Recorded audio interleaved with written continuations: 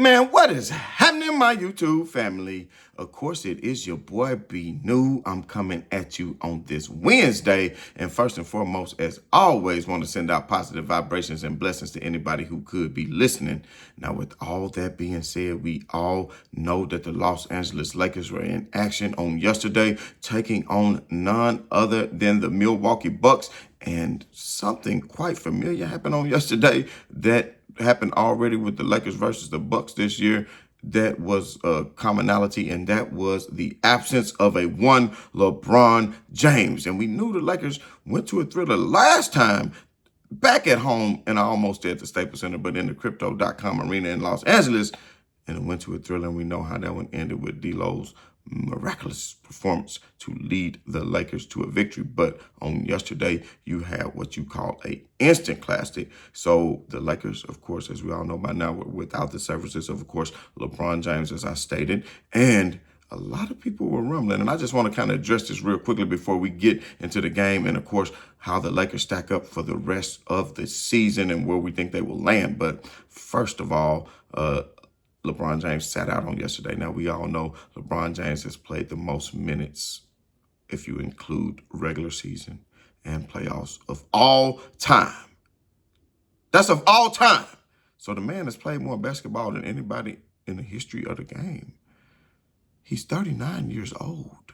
If anybody needs some rest, then it would be a one LeBron Raymond James. Because think about this.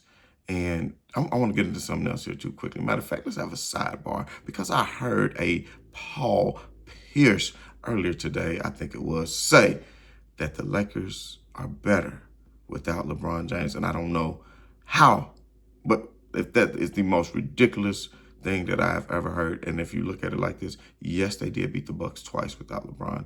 But what we can do is take a look at what the Lakers' record since LeBron has been there, and not just since he's been there, but just this season with LeBron James and without LeBron James.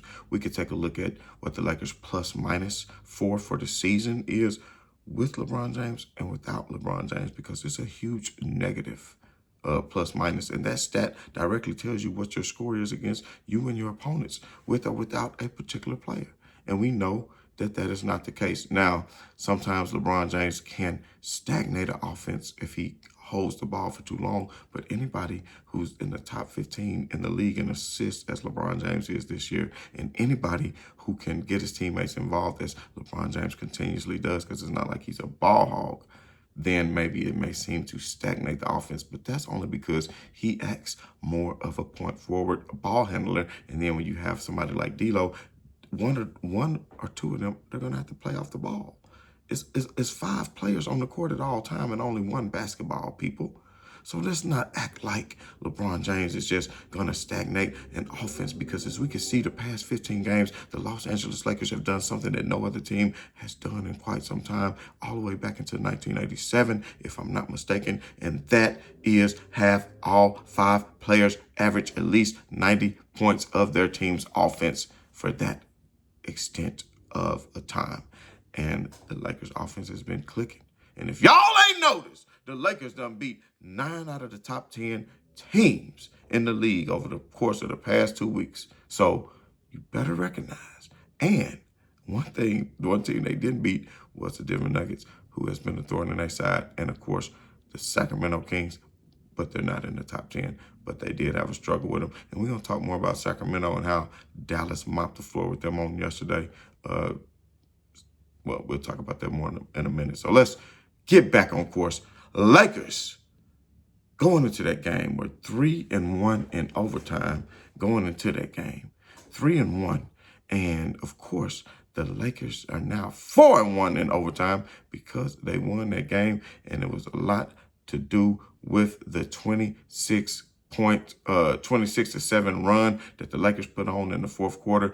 AD being an absolute monster. AD hit two big threes in the fourth quarter. One that cut it to 5 with the minute 40 left. So, I mean, think about it. The Lakers were down by 8 at that point when he hit that three. That was a big three. Of course, Reese hit the big three with 1 minute left to cut it to 101-99.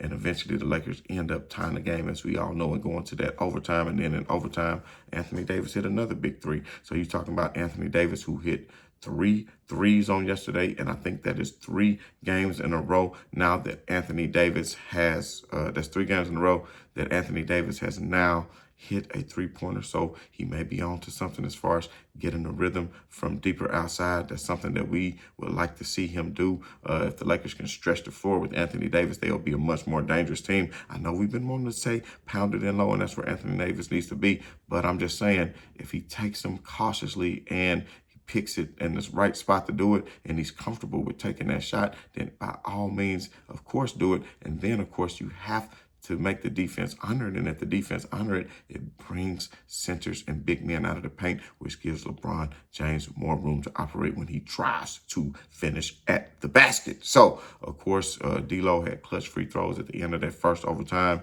And, of course, Anthony Davis with the block on Damian Lillard to end that first overtime to send it into the second overtime, man. You just can't give it up enough for Anthony Davis, man. And then ultimately Austin Reeves, ice water in his veins. You got to give it up for him as far as the big three that he hit with 38 seconds left to go in the game that put them up by 3. Of course, Giannis came back down, I think gets fouled, misses both free throws, and lo and behold, Austin Reeves is the one who gets that clutch rebound. And, of course, we know the rest is history. And the Lakers went on, of course, to win that game. And if you look at, just to look at some of the stats, Austin Reeves, 10 out of 20, 50%, 4 out of 11 from 3. I'll take that because that's 36%, 5 out of 6 from the free throw line.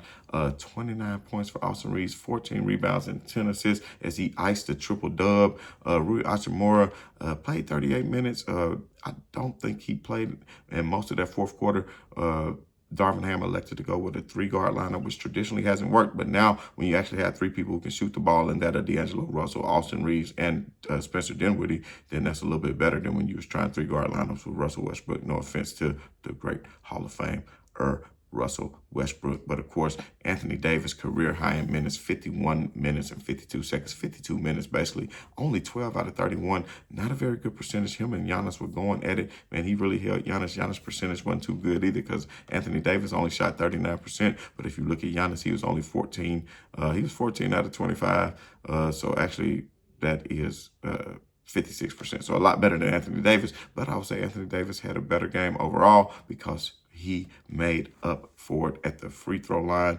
Anthony Davis, of course, 7 out of 7 from the free throw line. So he was getting contact. He was getting to the basket. And he ultimately finished with 34 points versus Giannis' 29 points. So I would say he had a better game. And he did have a much more impactful game on the defensive side of the floor with the big blocks on Lillard to end the game. And, of course, blocks throughout the game. Because if you look at Anthony Davis, man, he had 34 points.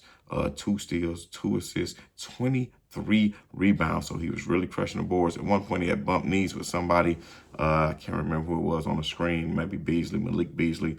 But at the end of the day, AD playing real big. So, man, mad shouts out to the Lakers. And I did kind of get off track a little bit because I was going to talk about how LeBron James was resting, and I kind of went away from that. So a lot of people think, well, he should have played in this game because, you know, the Lakers look at it, and I'm just telling you their philosophy. I'm not saying I necessarily agree with it, but what they look at it is winnable games versus losable games. So if we're going to rest LeBron on a back-to-back game, this Milwaukee game may be a game that we may not be able to pull out. So let's rest him and then make sure we win all the games that we know should be counted as W's. And I might look at it different and say, well, those are games that LeBron should miss because they can handle business. But what if LeBron James were to play in a Milwaukee game? They battle. It's a good game, and then they lose at the end or something like that. And then now you have to have them for the Memphis game. You rest them, and then you, without LeBron James, you lose to this Memphis team. So it could go either way. Look forward to the game against Memphis tonight. Although Memphis, of course, is lacking, of course,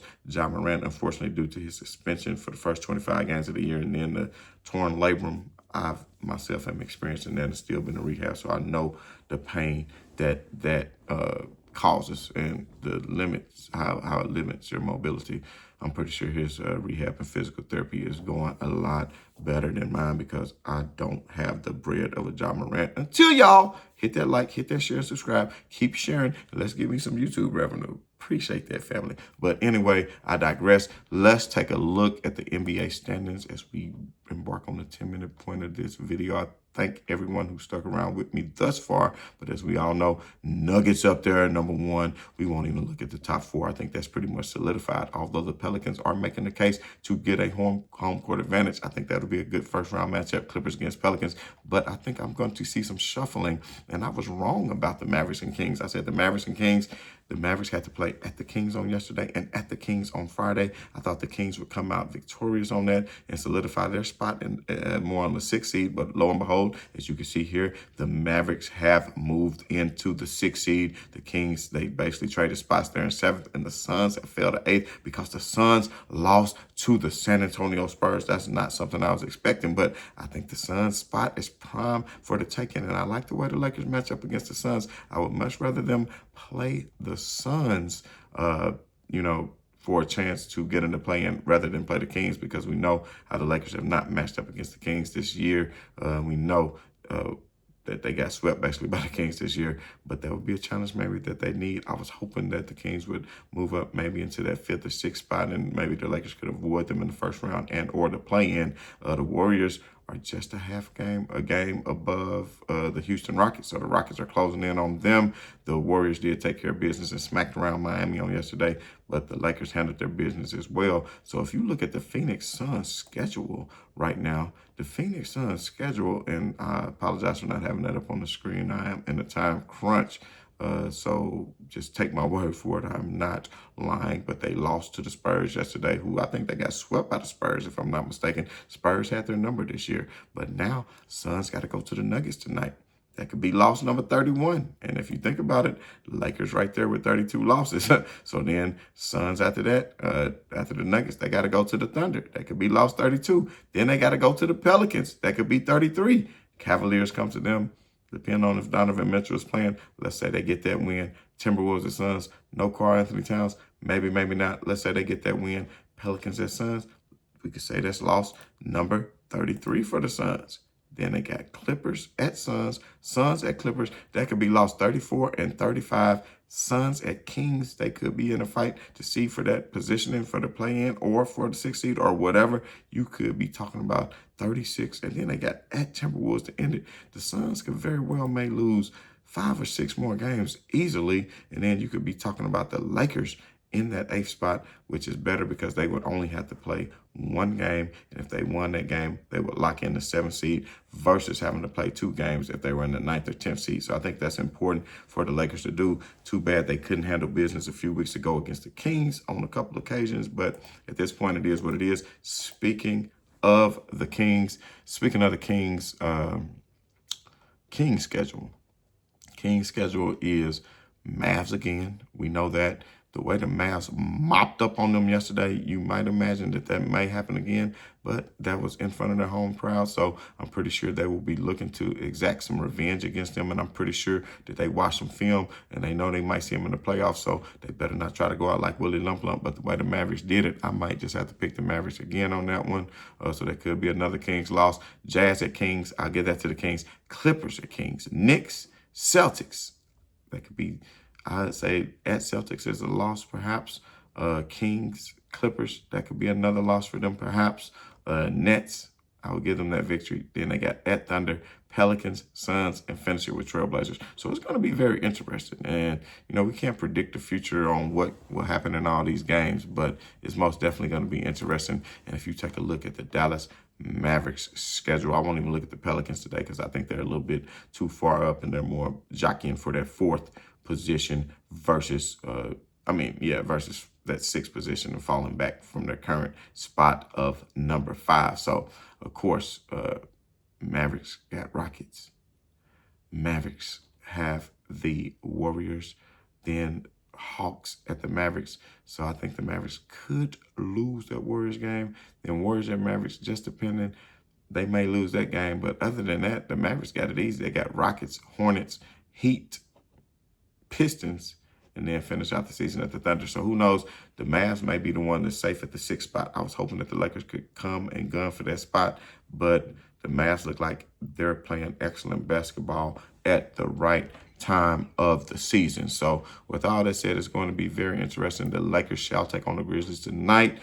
Here's hoping that the Lakers can finish tonight and be 41-32. I mean, they're winning a lot of games. Their record is better at this time than it was at this time last year, but other teams' record are just as good as well because the Grizzlies took a step back due to injuries and everything else. But the West is a beast, man. The West is a beast. We'll talk more about the Eastern Conference as we get into the playoffs. But for now, man, I bid you adieu. I want to thank everybody who joined me again today. If you haven't done so already, hit that like, hit that share, hit that subscribe. And as always, this is your boy B New. I'm saying right on to the real and much love to these haters. I'm out.